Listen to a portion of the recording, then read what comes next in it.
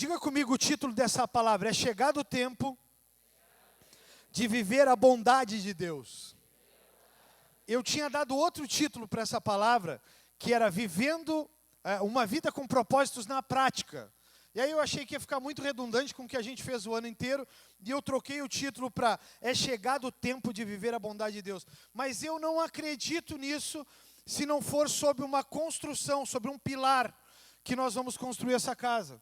Então Neemias, para mim, ele é o cara perfeito para nos dar esse sinal. Ele é o cara perfeito para nos mostrar como construir a bondade de Deus sobre as nossas vidas.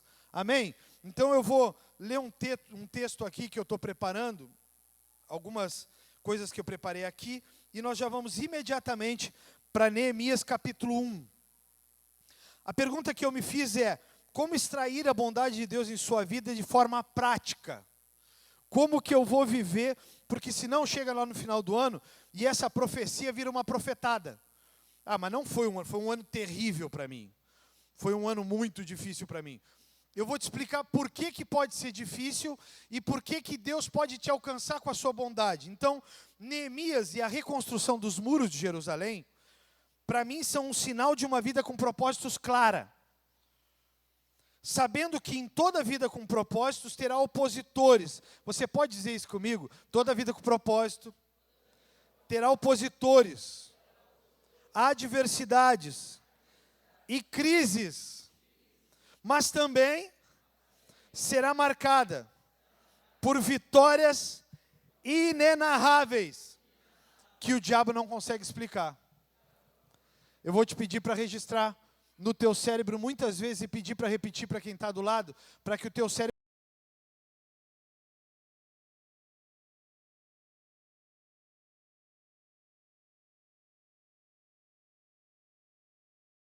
é a melhor forma de registrar isso. Então, Neemias, ele nos dá o primeiro sinal para viver a bondade de Deus. Ele constrói a casa sobre um pilar. Ao recebermos a revelação de 2026, de que será o ano da bondade de Deus, precisamos nos posicionar e entender o que devemos fazer para então contemplar essa bondade. Então eu vou te ensinar, eu vou te mostrar como contemplar essa bondade. Nossa mente, ela não consegue discernir a dimensão da bondade de Deus, por esse motivo precisamos discernir passos claros para um ano cheio de desafios. Quantos sabem quanto por cento o cérebro consegue atingir durante uma vida toda? Quantos sabem? Quanto por cento o cérebro atinge de capacidade? Ninguém sabe, gente. Misericórdia, vocês precisam estudar. Olha lá, o Benhur, pelo amor de Deus, levantou a mão lá. O cérebro consegue atingir apenas no máximo, tá? No máximo. Os crânios, os gênios, como Einstein, os caras conseguem atingir 5% da capacidade cerebral. 5%. 95% nós não temos capacidade de atingir. E eu acho que a bondade de Deus, a gente só consegue discernir em torno disso também, que é a condição que o nosso cérebro nos dá. Nós só conseguimos pensar 5% do que Deus tem capacidade de ser bom conosco. Por isso nós julgamos. Por isso nós condenamos as pessoas ao inferno. Por isso nós dizemos, não, esse não vai para o céu. Não, esse não vai não sei o quê. Não, esse nunca vai dar certo na vida. Eu tinha amigos, que eu acredito que tem mais gente como eu aqui, que uma certa feita disseram para mim assim, cara, desse jeito tu nunca vai dar certo na vida. Tu é o tipo de pessoa que nunca vai dar certo na vida. Quem já sofreu essa acusação, essa difamação aí? Levanta a mão bem alto, não precisa ficar envergonhado. Eu fui o primeiro. Um cara olhou para mim e disse assim, cara, dá certo com todo mundo, teus amigos, então, todo mundo tem carro, tu não tem nada. Pô, o que tu fez, cara, de tão errado?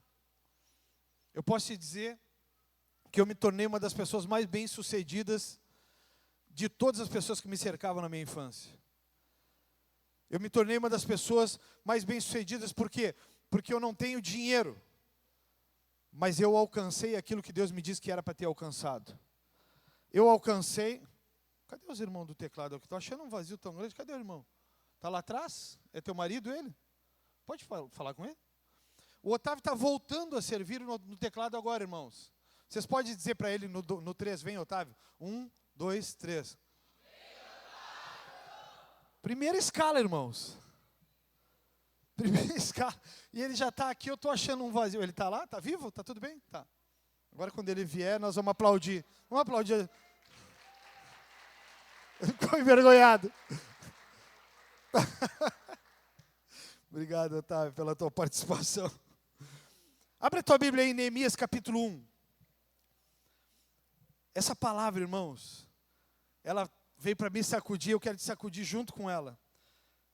Durante esses dias aí, então, cara, eu comecei a pensar sobre a bondade de Deus. É uma palavra muito difícil de dar para a igreja, porque todo mundo se apoia, todo mundo se apega. Pô, o ano da bondade de Deus já era, eu só vou romper, só vou vencer, vai ser um ano maravilhoso, nada vai dar errado. Aí o cara começa o primeiro dia do ano, pisou num negócio, torceu o tornozelo, tá ferrado. Pô, mas pastor, já me ferrei no primeiro dia. Deixa eu te explicar isso, irmão. Deixa eu te mostrar o que Deus tem com essa palavra. Neemias capítulo 1, versículo 2. Diz assim, acho que eles vão colocar aqui também. Anani, um de seus irmãos, veio me visitar com alguns homens que haviam chegado de Judá. Perguntei-lhes a respeito dos judeus que haviam regressado do cativeiro e da situação em Jerusalém. Eles responderam: as coisas não vão bem para os que regressaram à província de Judá. Eles estão passando por dificuldades e humilhações. O muro de Jerusalém foi derrubado e suas portas foram destruídas pelo fogo. Quando ouvi isso, sentei-me e chorei. Durante alguns dias, lamentei, jejuei e orei ao Deus dos céus. Eu vou separar essa palavra em duas partes, especificamente, com 4 contextos. A parte número 1 é o nascimento do propósito na vida de Neemias e na tua.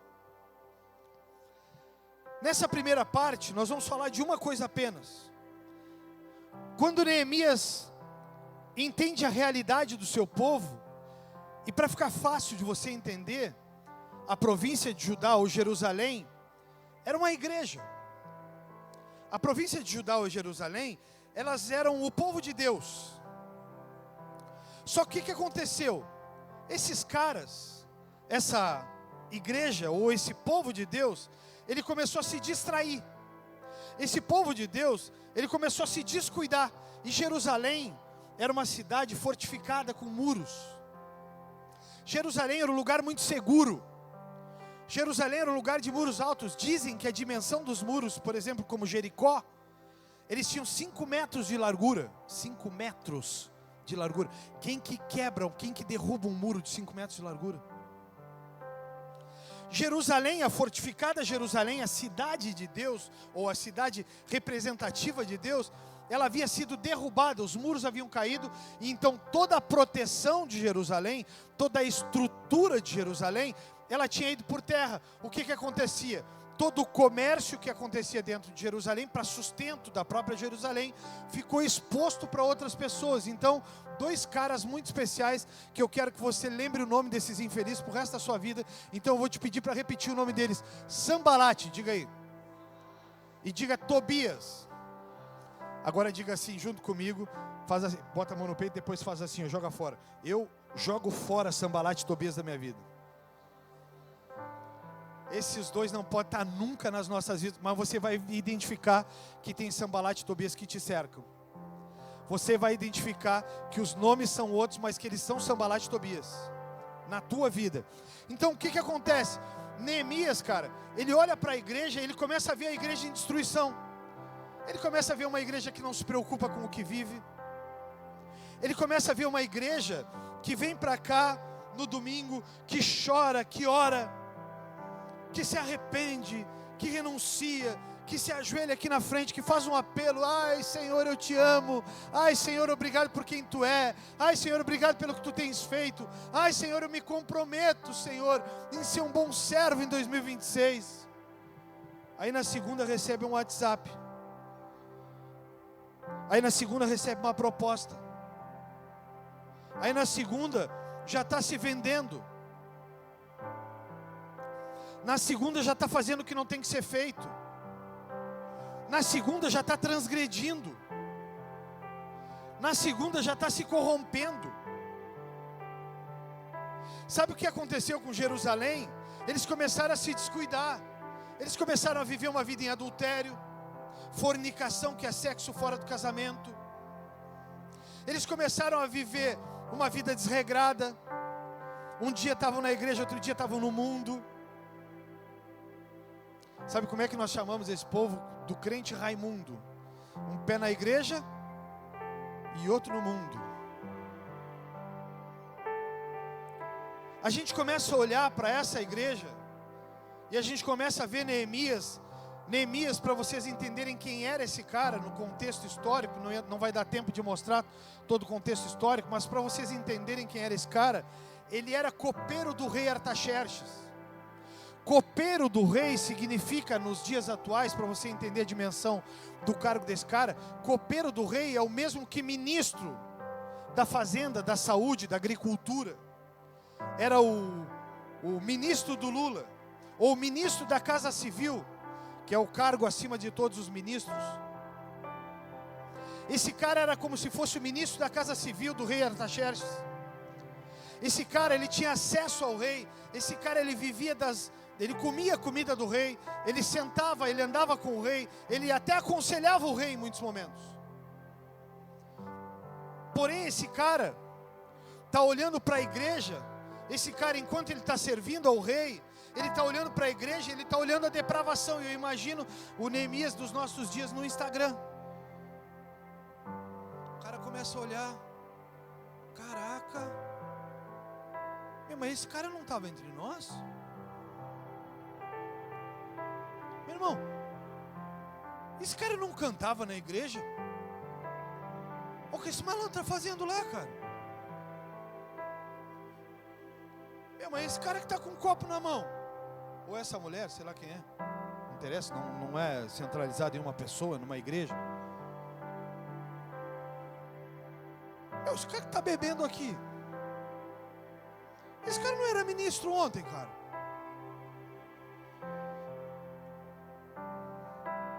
Mas esse cara aqui não era casado, meu irmão.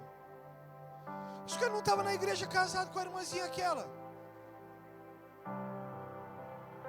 O que esse cara está fazendo com outra mulher?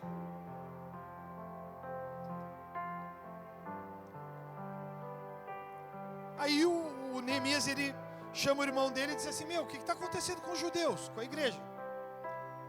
O que está rolando lá? Eu estou servindo o rei aqui porque é o que Deus mandou fazer. Deus mandou servir o rei. Então, servindo ao rei, eu estou servindo ao Senhor, servindo ao rei. Esse é o meu papel. O que está acontecendo com a igreja? Cadê aquele cara que pregava? Cadê aquele cara que cantava? A grande maioria dos pregadores da minha geração, dos 30 anos atrás, a grande maioria não prega mais. Os caras que eu no começo da conversão invejava e depois eu admirava, os caras não pregam mais. Os caras pararam, os caras cansaram, os caras abandonaram. Os maiores nomes da história, e vocês estão vendo o que está acontecendo no Brasil também, os maiores nomes estão perecendo, porque os caras cansaram, porque os caras começaram a transgredir. Então Neemias, ele pergunta para o Anani ali, ele diz: cara, o que está rolando, cara? Ele diz: cara, derrubaram os muros de Jerusalém. Ou seja, transliterando, a igreja caiu. Não existe mais igreja como existia antes, ô Neemias. Cara, os caras não se santificam mais. Os caras não se quebram mais para a palavra. Os caras não vivem mais uma vida em santidade. Os caras se entregaram, meu irmão. Então aquela muralha que era da igreja bíblica, que não se rendia a Satanás, que não se entregava, mas que lutava contra o pecado, que vivia uma vida de santidade, que lutava contra si mesmo. A minha maior guerra, irmãos, é contra mim mesmo. A minha maior guerra é contra quem eu sou. Estava reunido com os diáconos agora, tomando um café com eles, e estava dizendo no final da reunião, eu estava dizendo a eles: eu quero, como último ato, pedir a vocês perdão, porque muitas vezes eu, de forma generosa, eu feri vocês, porque eu queria o melhor para vocês, mas não soube falar. Falei, ou tomado por irritação, ou tomado por temperamento, por esse lado sanguíneo que eu tenho. Mas deixa eu te falar um negócio, meu irmão e minha irmã. Eu estou te pedindo perdão, mas eu estou te chamando para uma vida de arrependimento e é uma vida de santidade, porque é isso que eu estou me cobrando de segunda a segunda. Não é agora em março dar jeitinho no imposto de renda, para encaixar nos 5 mil reais e não descontar nada. Não é. Eu estou dizendo para minha contabilidade que eu não quero jeitinho. Que se tiver que me ferrar, me ferrei. Porque é muito legal. O Brasil é o seguinte, tá? 5 mil reais, tu não vai pagar imposto de renda, tu vai ficar isento. E tu muito provavelmente vai ter aquelas restituiçãozinhas que tem no dia do teu aniversário. Mas o cara que ganha 7, ele vai descontar 7, tu não ganha líquido, tá? Porque quem ganha 7 no Brasil não ganha líquido, 7. Vai ganhar aí 5. Mas o cara que ganha 7, ele vai pagar 27,5% de imposto de renda. Então o cara que ganha 7,350 para ser mais específico, o governo vai comer 27,5% de imposto de renda. E não adianta tu dar um jeitinho para encaixar em 7,300, se o teu salário é 7,350. Então vai no teu chefe e diz para ele, eu não quero 7,300. O que o cara está falando aqui, meu irmão, ele está dizendo para a igreja dele, o que aconteceu com aquela igreja generosa? O que aconteceu com aquela igreja verdadeira? Aí o Anani olha para ele e diz assim, caiu. Os caras estão dando jeito em tudo. Os caras sonegam o imposto.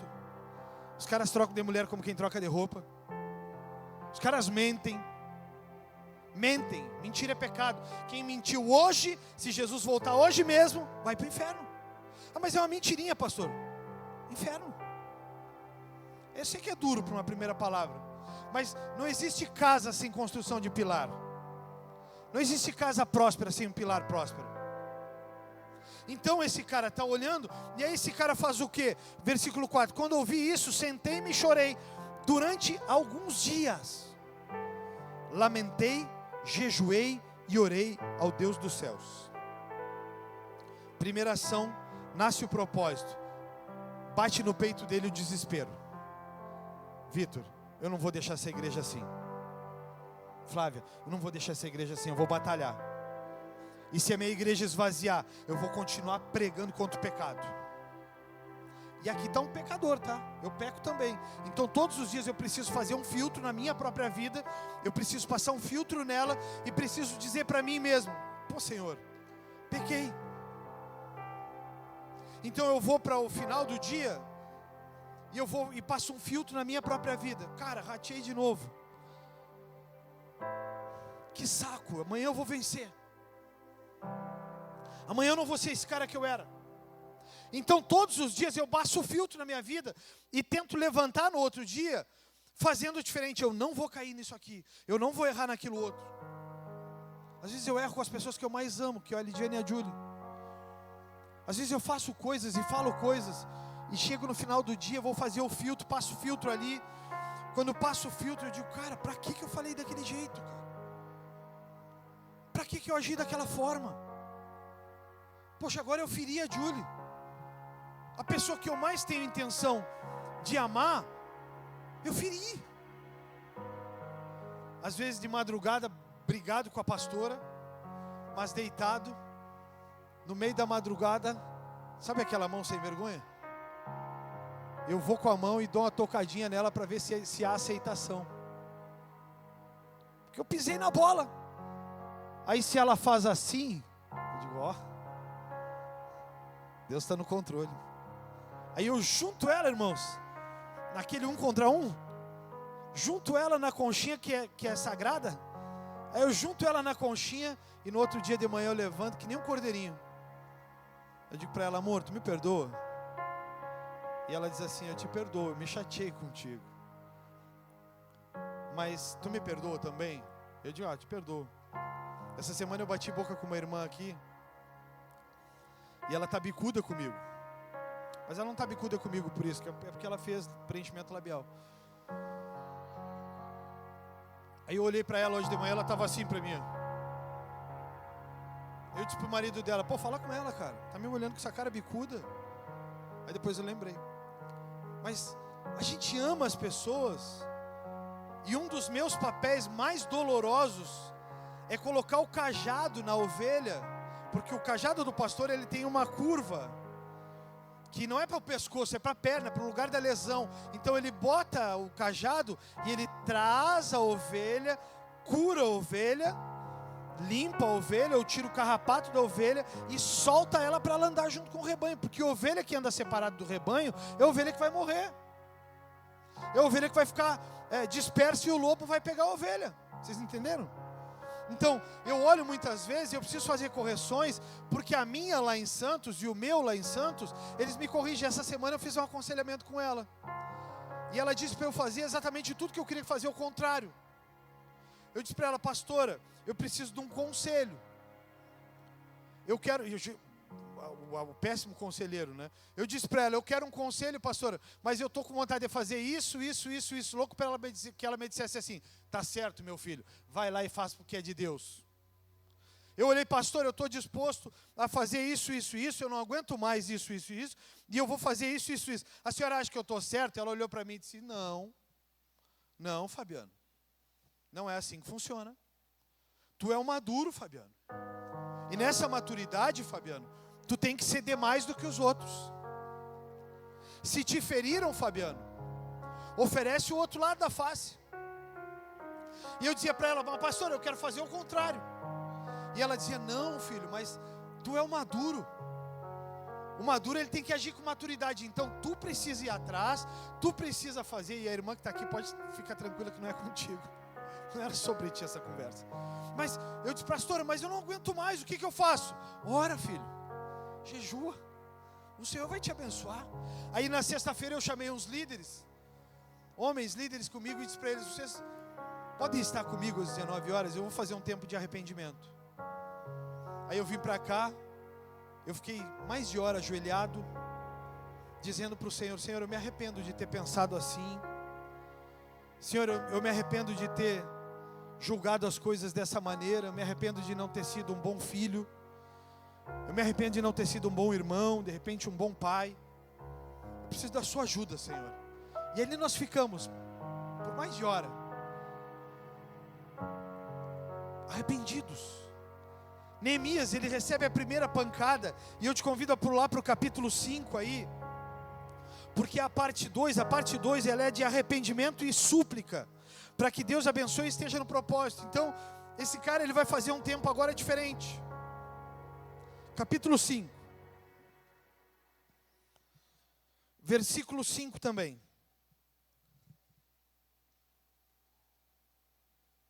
Diz assim: então disse, ó Senhor, Deus dos céus, Deus grande e temível, que guardas tua aliança de amor leal para com os que te amam e obedecem os teus mandamentos. Ouve minha oração, olha do alto e vê que oro noite e dia por teu povo Israel, ou seja, igreja. Confesso que temos pecado contra ti, sim, minha própria família e eu temos pecado terrivelmente contra ti, não temos obedecido os teus mandamentos, decretos e estatutos, que nos deste por meio do teu servo Moisés.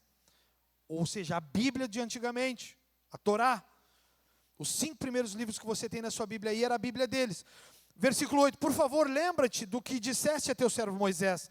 Se forem infiéis a mim, eu os dispersarei entre as nações, mas se voltarem para mim e obedecerem os meus mandamentos, e viverem de acordo com eles, então mesmo que estejam exilados nos confins da terra, eu os reunirei e os trarei de volta para o lugar que escolhi para estabelecer meu nome.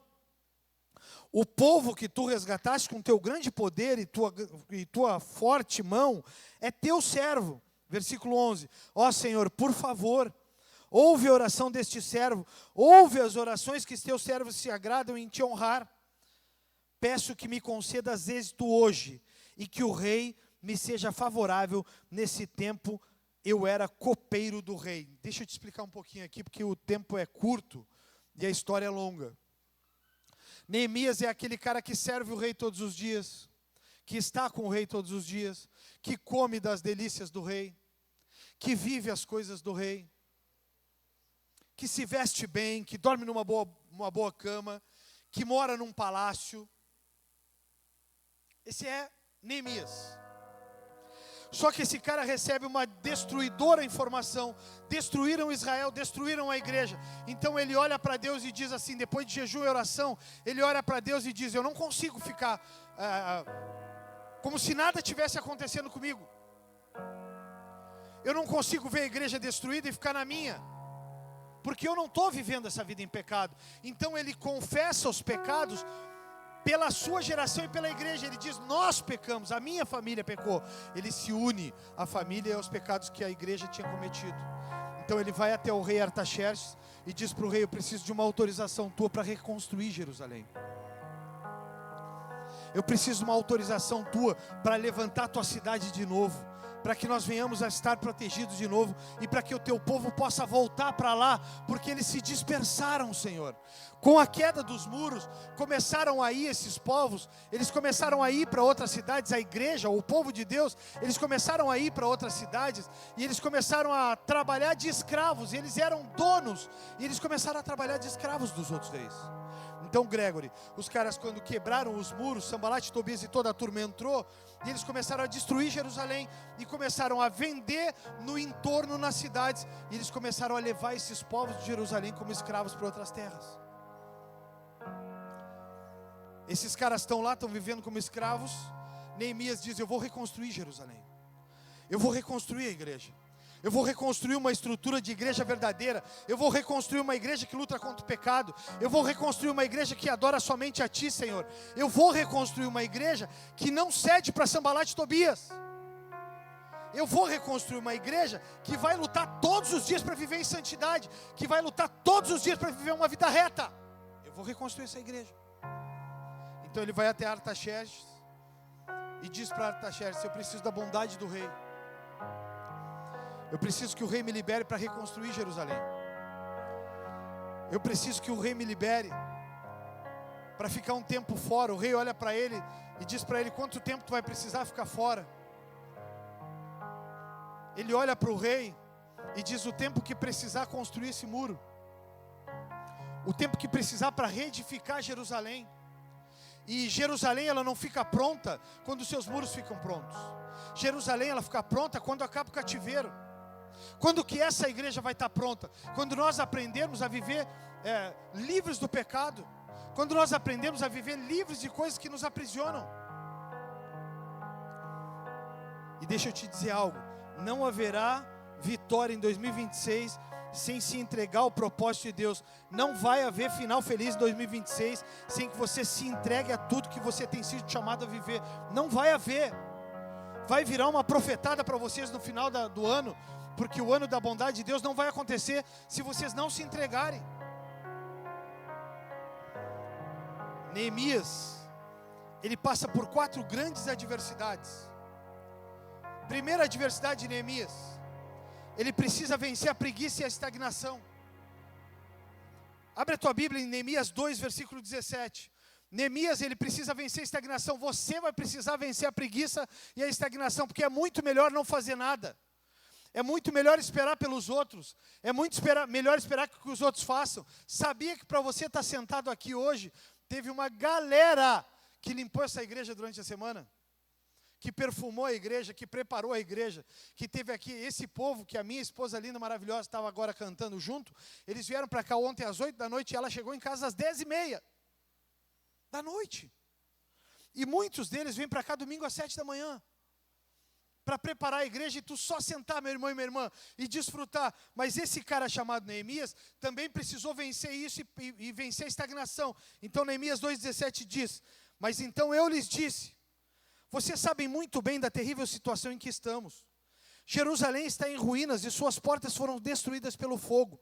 Venham, vamos reconstruir o muro de Jerusalém e acabar com essa vergonha. Versículo 18, ele diz assim: então lhes contei como a mão de Deus tinha estado sobre mim, e lhes relatei minha conversa com o rei, e eles responderam: sim, vamos reconstruir os muros. E ficaram animados para realizar essa boa obra. Neemias, meus irmãos, ele estava sentadinho, no final do dia acabava o expediente, ele ia para uma boa cama. Neemias, acabava o dia, ele comia o manjar do rei, ele comia aquela sopa matina, aquela sopa de final da noite.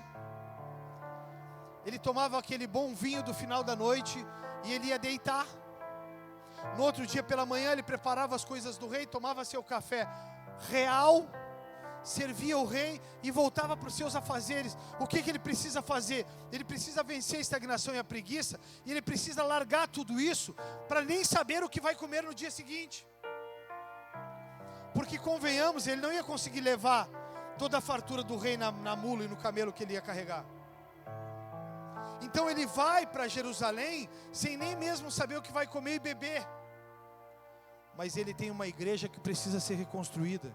Ele tem uma família que precisa ser reconstruída. Ele tem uma história que precisa ser reconstruída. Ele tem uma cidade que precisa ser reconstruída.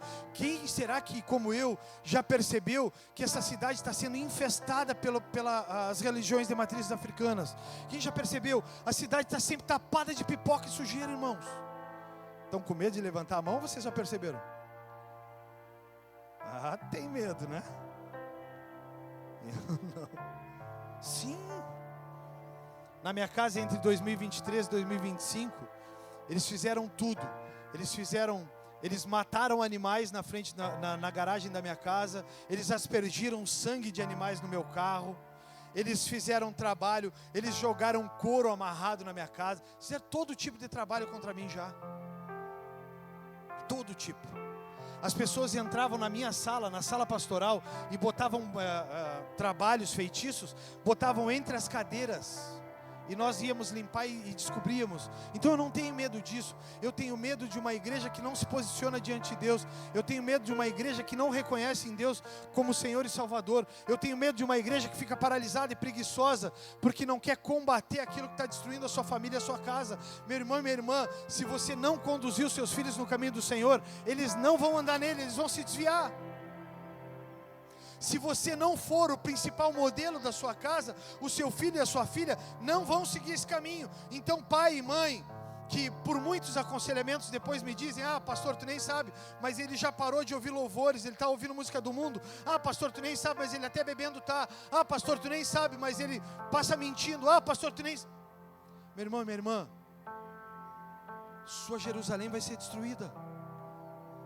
Meu irmão, minha irmã, sua Jerusalém vai acabar, e no final do ano não vai ter bondade de Deus, vai ter julgamento, justiça de Deus, porque Deus é um justo juiz. Mas eu quero te animar, porque como teve Neemias, vão ter Neemias nessa igreja que vão reconstruir essa cidade.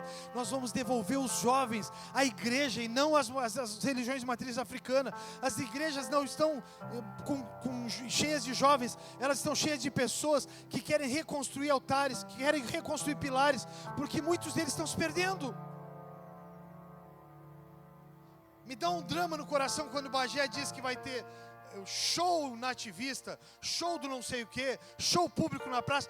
Bate um terror no meu coração, porque muitos da igreja vão estar lá dançando, porque não sabem mais o que é essa igreja. A igreja é aquela que se santifica e se separa do mundo, para que o mundo tenha para onde ir, para que o mundo tenha onde chegar quando estiver desesperado. Quem que o drogado vai procurar? Quem não se droga. Quem que o alcoólatra vai procurar? Quem não bebe. Mas como vão fazer se a igreja está fazendo isso? Quem que o adúltero vai procurar? Quem não adultera. Mas como se a igreja está fazendo isso? Neemias disse: eu não vou viver isso, eu vou vencer isso. E aí ele começou a animar os caras: Rafael, vamos comigo. G, vamos comigo. Aline, Tati, vamos comigo. Glauber, vamos comigo. Carol, vamos comigo. Chester, vamos comigo. Vamos reconstruir Jerusalém. Ah, mas cara, como é que vai ser? Eu não sei, cara. Eu não sei, nós vamos chegar lá, nós vamos enfrentar um cenário horroroso. As portas foram queimadas e os muros foram derrubados, mas nós conseguimos. O rei me deu uma autorização, porque eu pedi ao rei, e o rei me disse para eles fornecerem materiais no caminho. Tem gente que está dormindo aqui, gente. Como se reconstrói Jerusalém assim? Meu irmão e minha irmã, Deus, Ele está chamando os caras. Aí Ele começa a olhar para os caras e começa a dizer para os caras assim: cara, tu consegue, Felipe? Pô, pastor, estou cheio de atividade, mas... Não, mas para aí. A igreja está destruída, conta comigo. Luiz, tu fica sozinha por um tempo? A Luiz olha para ele e diz: eu fico. Tá, então vamos lá. Aí, tá, mas como é que vai ser, pastor? A gente vai comer o quê? Vai dormir aonde? Cara, provavelmente dentro dos muros. Nós vamos fazer acampamentos ali. E com toda certeza Sanbalat e Tobias não vão permitir que a gente durma em paz, cara. Então a gente vai ter que fazer escalas. Enquanto tu dorme, eu fico de guarda. Enquanto eu fico de guarda, tu dorme. Aí no outro dia a gente reveza. Eu durmo, tu fica de guarda e reconstrói o muro. Quando tu vê que os muros não tem ninguém cercando, fica com uma espada numa mão e vai colocando o tijolo com a outra. Porque é assim que eles fizeram. Cara, eu vou estar descansando ali porque eu estou quebrado. Mas se tu precisar, tu grita. E aí eles tocavam trombetas. Que eu saio correndo e nós vamos combater Sanbalat e Tobias. Quem são Sanbalat e Tobias? É aqueles que vão tentar roubar. O que eles vão fazer? Eles vão te escravizar. Como? Bebida, mundo, sexo, festa, prostituição, pornografia, liberalidade. Vai para uma igreja que não te cobram nada. Tem muitas, irmãos. Tem muitas. Tu vai entrar na igreja e se tu não aparecer domingo, tudo bem. Se tu não aparecer domingo aqui, eu vou te chamar. Tá tudo bem. Aí o que acontece? A igreja está cheia de crente que só vai para o culto quando está de escala. Ou só vai para o culto quando precisa de uma bênção. O que é isso? Igreja católica. A igreja protestante, ela é marcada pela transformação. A igreja protestante, ela é marcada por uma transformação que gera transformação nos outros. Então Neemias, ele pega os caras e diz: vamos lá, cara, vai ser só nós. Tá, mas e o fulano que diz que era, que fazia, que era o galo, que era aquele que eu sou forte, eu... Pô, ele não veio, pastor. Porque a igreja está cheia desses caras. Que eu sou, eu prego, eu canto, eu faço, pá. Mas quando o chicote estala, mete o pé. Nós vivemos um processo aqui. Quando a gente transicionou da bola, a gente viveu um monte de gente aqui que foi embora. E nós precisamos reconstruir a nossa história, nosso barco, sozinhos. Com muito menos gente. Nós precisamos reconstruir a nossa história com gente que estava começando. E aí a gente começou a olhar para as coisas e dizer: e aí, Chester, tu vai continuar? E o Chester me dizia: eu vou, claro que eu vou ficar. Diminuiu a atalaia, diminuiu o líder. Por isso a gente passou um ano com menos líderes. Porque muitos líderes foram embora. Louvor, a gente ficou com um monte de gente tocando e cantando por meses sozinho. Porque um monte de gente foi embora. E graças a Deus, estão vivendo a vida deles, está tudo bem. Mas era para nós reconstruirmos a nossa Jerusalém. Então nós ficamos e nós começamos a olhar um para o outro. E aí, tu vai? Eu disse: eu vou. Tá, mas se tiver que pegar mais escala, eu vou pegar. Tem gente aqui que está em 3 ministérios. Os caras estão em 3 ministérios, por quê? Aí eu vou chamando agora. Agora o Vini vai começar a servir. Aleluia. Vencemos Neemias, aleluia. Venceu a estagnação e a preguiça. Aí ele me disse assim agora: pastor, tu quer que eu sirva nos atalaias ou no presídio? Eu disse: nos dois. Sabe por quê? Porque eu preciso que esse atalaia, a semana que vem, ele não fique em pé fornecendo água. Ele fique ali sentado ouvindo a palavra. E outro cara esteja no lugar dele. Aí agora vocês vão ver que quando a gente for para a ministração da ceia aqui, vai encher a igreja de crianças e de professores e auxiliares que estão lá. Lá deve ter umas 80 pessoas agora. Só na nossa igreja de crianças agora, deve ter umas 80 pessoas lá. E essas 80 vão vir tudo para cá, para a gente tomar a ceia juntos. Por quê? Porque a semana que vem eu quero que essa galera que está lá servindo esteja aqui sentado e outros estejam lá, irmãos, para que eles possam receber a palavra. Então, Neemias fez isso. Neemias olha para os caras e disse assim: não, comigo tu vai contar, eu vou ir. Aí olhou para o outro e o outro disse: eu também vou. Então vamos. E o que aconteceu? Chegaram lá, tinha pouca gente. Então não dava para todo mundo descansar. Enquanto um descansava, o outro construía. Enquanto o outro cansava, o outro construía. E assim eles iam trocando dia e noite. Dia e noite. Só que aí entra a terceira etapa. A terceira etapa é que Neemias vence a zombaria dos adversários. Isso está escrito no versículo 19 desse mesmo Neemias 2 aí. Deixa eu te falar, na construção do propósito da tua vida, pessoas vão zombar de ti, mas nunca vai dar certo, cara. Tu nunca vai conseguir, tu sempre vai ser esse aí, ó. Nunca vai dar certo. Que igreja que vai dar certo com o nome de Bola de Neve? Que igreja que vai dar certo com o nome de Second House, segunda casa? Se é segunda casa, que a igreja já caiu. Não! primeira está de pé. Que igreja? Quando eu comecei, era eu, minha esposa e meus 2 filhos, Samuel e Julie. Ninguém acreditava, irmãos. O nosso culto tinha 4 pessoas. 4 pessoas era o culto quando começou. Era o culto no meu sofá, na minha casa. Hoje nós passamos de 500 com as crianças. Nós passamos de 500. Mas é por perseverança. E as pessoas olhavam de lado e diziam, uma vez um pastor me olhou, porque a prancha, o púlpito era uma prancha, uma vez numa reunião de pastores, pasmem, numa reunião de pastores, o cara me olhou e me disse assim, e aquela prancha é para quê? É para surfar num açude? Eu engoli o sapo a seco. Eu pensei, eu te ataco, eu te agrido, eu te falo uma verdade, eu fico em silêncio, ou eu faço piada contigo. Venceu a última, eu faço piada. Preparei mirabolantemente uma piada. Ele olhou para mim, deu uma risadinha, ficou sem graça porque eu enchi a cara de raiva. Fiz uma cruz nela e disse para ele, essa prancha é para surfar em avivamentos que caras como tu não são capazes de surfar, porque são preconceituosos. E eu disse, mas eu te convido para surfar na minha prancha. E ele ficou, oi irmão. Eu olhei para ele e disse assim, brincadeira. Quase falei, não falei pela autoridade pastoral, porque é o tipo de brincadeira que banana faz. Quando eu comecei, as pessoas olhavam e tinha uma prancha, a nossa primeira prancha, ela não tinha nem as quilhas. Tem gente que não sabe nem o que é quilha. É aquelas 3 coisinhas que ficam embaixo dela. A primeira prancha não tinha nem quilha, porque nós não surfamos no sul. Aqui em Bagé, pelo menos, nem água tem. A maior guerra para construir uma barragem, faz 25 anos que estão construindo. A nossa prancha não tinha quilha. E um dia eu consegui comprar uma prancha nova. Agora a prancha está na casa, guardada. Mas eu olhava para esses caras e pensava em Neemias 2,19. Presta atenção comigo aqui. Mas quando Sambalate, o Horonita, Tobias, o oficial amonita, Gesem, o árabe, souberam de nosso plano, zombaram de nós com desprezo e perguntaram, o que estão fazendo?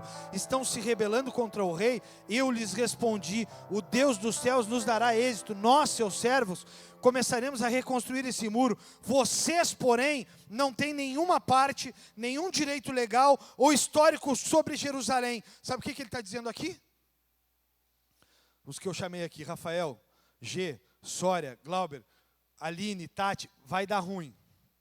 Eu disse para eles que eles não têm mais direito nenhum, só que eles estavam fazendo comércio em Jerusalém. O que vai acontecer? Eles vão tentar nos atacar. Se tu não era herói de guerra, agora tu vai ser, pega uma espada, pega uma enxada, pega o que tu tiver, e se eles vier, senta a marreta neles e não deixa entrar. Só que os caras que foram reconstruir, um deles era copeiro do rei. Pode o copeiro do rei ser herói de guerra? Não. Mas os caras começaram. Aí eu imagino Sambalate, Tobias e os caras dele chegando na beirada do Jerusalém. Se fosse eu faria, tá? Não sei, eu nunca peguei uma espada na minha mão. Eu ia começar, Deus, eu amarro ele em nome de Jesus. Não tinha Jesus na época. Eu amarro ele em teu nome. Ai, Senhor, manda esse Satanás para lá. Senhor, eu não sei nem usar essa espada. Pai, arranca daqui esse demônio. Ele não pode chegar. Sai em nome de Jesus. Sai daqui. Eu vou te atacar, hein? Eu vou te dar uma espadada, hein? Eu não sei usar esse negócio, mas ó. Os caras começaram a orar, meu irmão. Os caras começaram a dizer, aqui nós temos autorização do Senhor, aqui só entra quem o Senhor quer. Sabe por que esses caras começaram a viver a bondade de Deus? Sabe por quê? Porque eles pegaram a espada, eles pegaram o escudo e eles começaram a reconstruir. Sabe por quê? Porque nós vamos viver o ano da bondade de Deus, porque nós vamos nos entregar no altar, nós vamos nos entregar para um novo tempo, nós vamos acreditar no projeto de Deus, nós não vamos desistir mesmo em meio à luta. Então sabe o que vai acontecer conosco? No final da jornada Deus vai olhar para nós e diz assim, essa é a nova era de Neemias.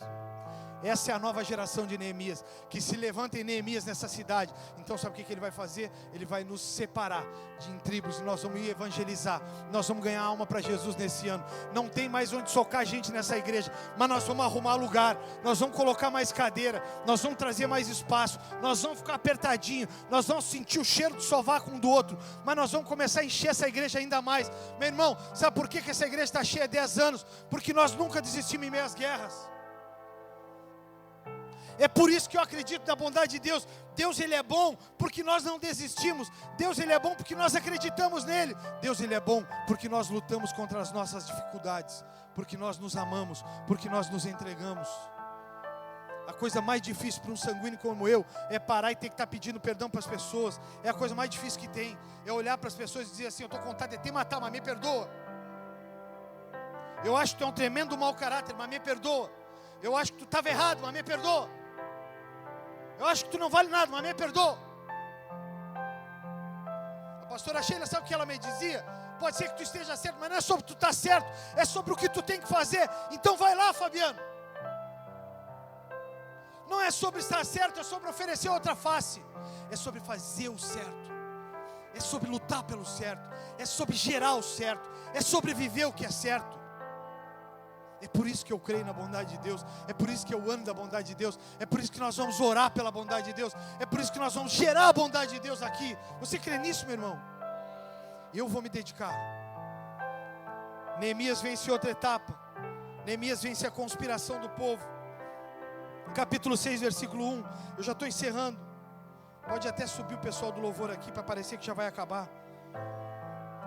Sambalat, Tobias, Gesem, o árabe, e o restante dos nossos inimigos descobriram que eu havia terminado de reconstruir o muro, e que não restavam brechas, embora as portas ainda não tivessem sido colocadas em seus lugares.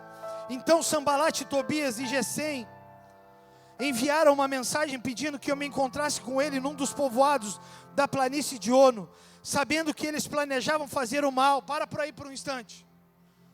O teu inimigo vai tentar fazer acordo contigo, porque ele vê que você não desiste. O teu inimigo vai tentar te trazer para perto. Ele vai dizer: não vai para a igreja, cara, lá é muito duro. Eles são muito rígidos. Que célula, cara, para com essa história de célula. Fica em casa, vai olhar o jogo do Grêmio, do Inter. E que derrota foi esse jogo do Grêmio, do Inter esse ano. Não sai, cara, tu está sempre na rua, tu está sempre na igreja. Para com isso, Sambalat e Tobias. Eles vão tentar te fazer ficar em casa paralisado. Enquanto nós nos relacionamos, nós brincamos, nós vivemos, nós celebramos, nós vivemos milagres aqui. Versículo 3. Respondi com a seguinte mensagem: estou envolvido com uma obra muito importante e não posso ir. Por que eu deveria interromper o trabalho para me encontrar com vocês? Deixa eu te fazer repetir isso comigo. Quando o teu adversário tentar te tirar do foco, quando o teu inimigo tentar te distrair, você vai repetir isso. Diga em voz alta comigo: estou envolvido em uma grande obra. Não tenho tempo para perder tempo. Diga para quem está do seu lado: quando tentarem me paralisar. Não, levante essa voz e diga: quando tentarem me paralisar. Eu vou dizer: estou envolvido em uma grande obra, porque eu iria. Sambalat e Tobias estavam na volta tentando acordos. Deixa eu entrar nos muros, deixa eu vender meus negócios. Vamos fazer um acordinho, eu te dou tanto e tu me permite entrar. Fica só uma semaninha em casa. Só não vai hoje. Esposa ou marido do Satanás que fala isso. Marido do capeta, porque de um homem e de uma mulher de Deus não faz isso jamais. Toda vez que ele te convidar para estar aos pés do Senhor, te ajoelha imediatamente. Sambalat e Tobias começam a tentar fazer acordo. Então no acordo, quantas vezes eles enviarem a mesma mensagem, e cada vez eles respondiam da mesma forma. Na quinta vez, o servo de Sambalat trouxe nas mãos uma carta aberta que dizia: há um boato entre as nações e Gesem o confirma que você e os judeus planejam se rebelar, por isso estão reconstruindo o muro de acordo com esses relatos. Você planeja se tornar rei deles. Ele começa a lançar uma mentira, que Neemias queria se tornar rei para tomar o lugar do rei. Corre a notícia de que você nomeou profetas em Jerusalém para proclamarem a seu respeito. Olhem, há um rei em Judá. Pode ter certeza de que essa informação chegará ao conhecimento do rei. Sugiro, portanto, que venha conversar comigo. Ele começa a inventar mentira para Neemias ir até Sambalate, porque não está dando certo. Ele está envolvido com uma grande obra. Quando te disserem, por que tu está sempre na igreja? Estou envolvido em uma grande obra, não tenho tempo a perder. Quando te disserem, por que tu não vem mais aqui na minha casa? Tu só está na igreja, ou tu só está reunido em família, só joga com eles. Estou envolvido em uma grande obra, não tenho tempo a perder. Vem comigo, vem para perto. Eu ouço as pessoas dizer, mas na igreja de vocês as pessoas não têm tempo em família. O que eu mais tenho tempo em família. O que eu mais faço é estar em família. Todos os dias da manhã eu estou sentado com a minha esposa, e quando ela está trabalhando eu me uno com ela de tarde, e quando ela está trabalhando de tarde eu me uno com ela de noite.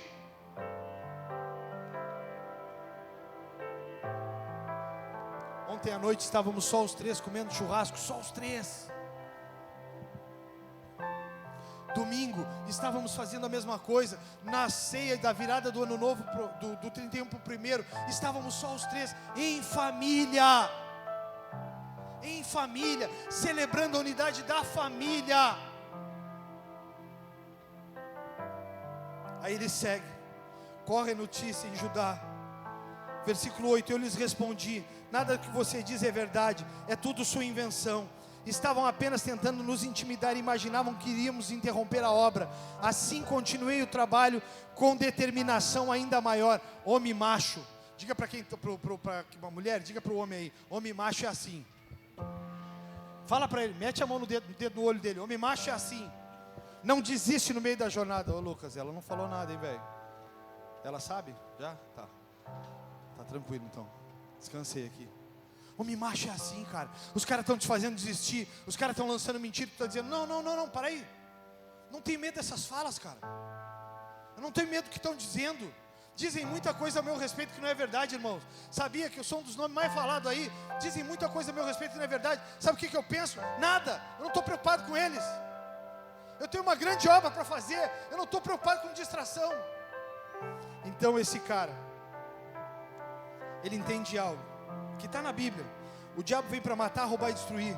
E uma das armas mais poderosas que ele usa é a conspiração contra o propósito e a conspiração contra o homem do propósito ou a mulher do propósito. A grande chave é não viver reunido em mesas onde tem fofoca, intriga, divisão em sua vida e sua família. Não use essas estratégias. As estratégias de Deus são outras. Chegou numa mesa que tem fofoca, sai! Estou envolvido em uma grande obra, não posso perder tempo com isso. Amém. Adriele está ativada ali. Mas eu gostei do amém dela. Ah, pastor fulano falou, ciclano falou. Ah, pastor, disseram que isso, que aquilo, que aquilo outro. Estou envolvido em uma grande obra, não tenho tempo a perder com essas coisas. Não tenho tempo a perder com essas coisas. Não vou fazer, não vou me envolver com essas coisas.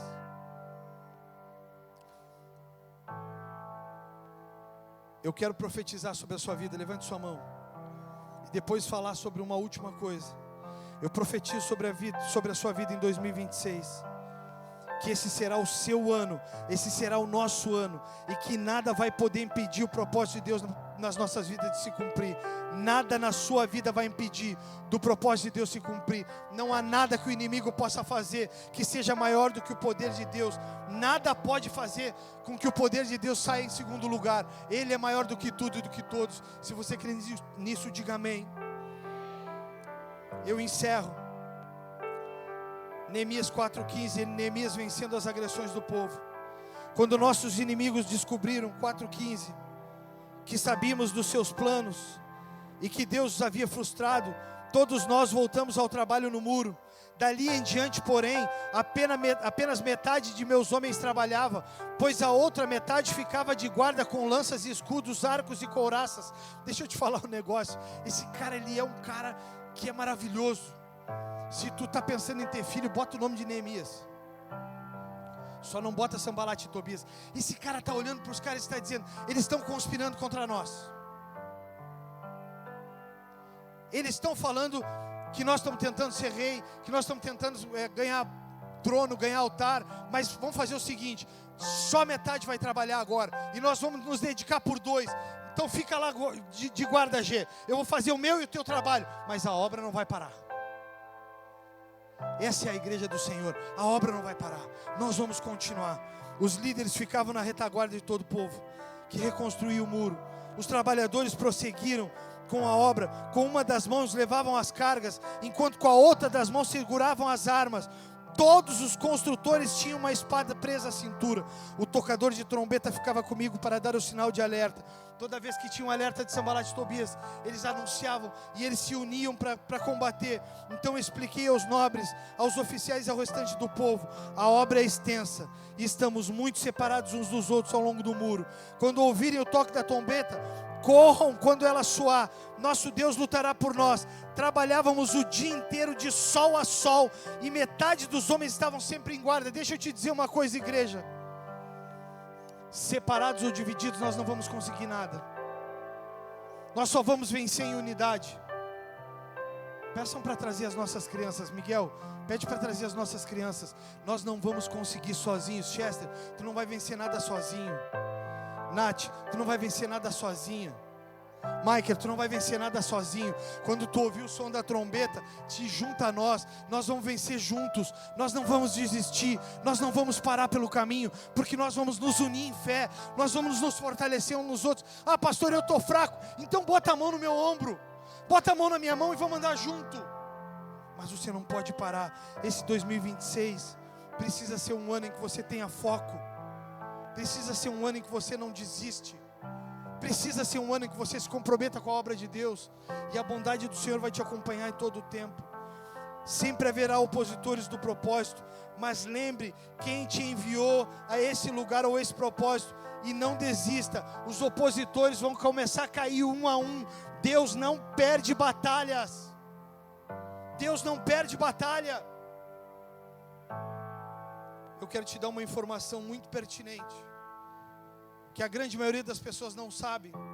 Neemias saiu do lugar de segurança e conforto, como copeiro do Artaxerxes, para assumir um compromisso ou um propósito de Deus, e foi governador de Jerusalém, da província de Judá, por 12 anos. Diga comigo, 12 anos.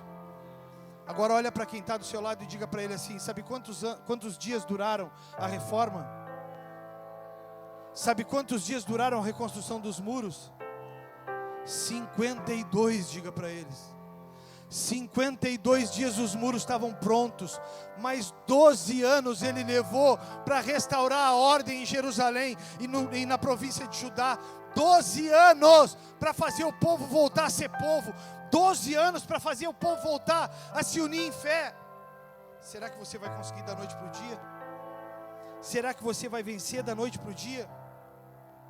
Ele levou 12 anos.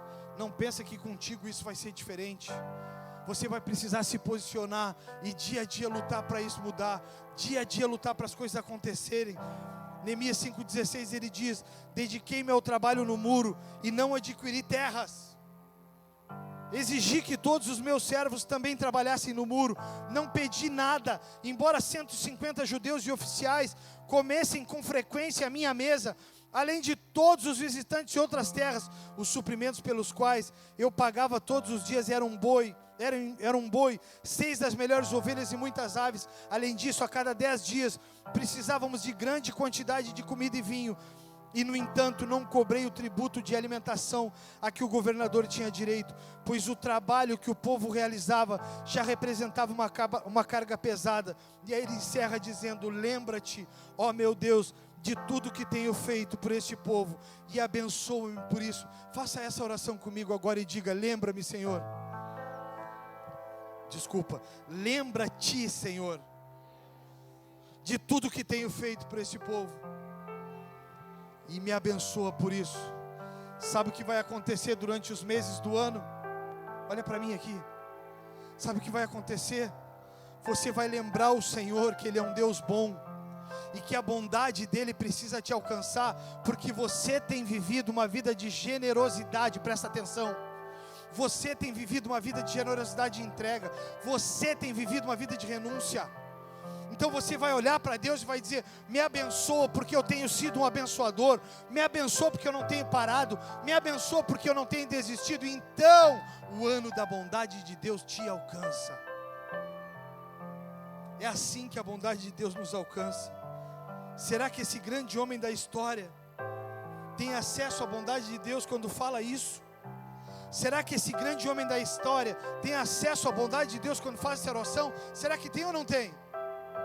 O que vocês acham? Vocês estão aí, gente? Vocês querem olhar para as crianças? Tem gente que é uma... Ai, primeiro culto do ano, me dá paciência, Senhor. Olhem para as crianças, irmãos. 1 minuto para olhar para as crianças.